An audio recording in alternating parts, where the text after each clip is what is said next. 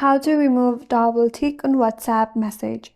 Hi everyone, this is Kate and welcome back to another video, and on today's video we will learn how we can remove double tick on WhatsApp message. So without further delay, let's get started with this video.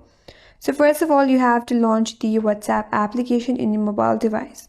So in WhatsApp, if you see two double blue tick mark, then that means the message is read. Or if you see the two brown or gray tick mark, that means the message is delivered.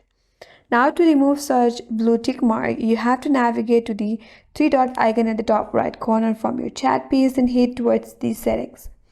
Under settings, you have to head towards the privacy.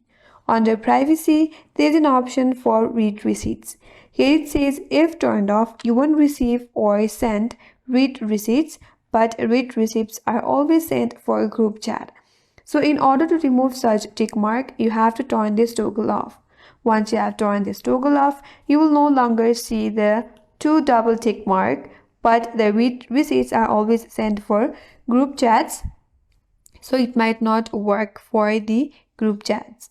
But if you have turned it off for your personal messages, it will remove the double tick mark and you will no longer see the blue tick mark.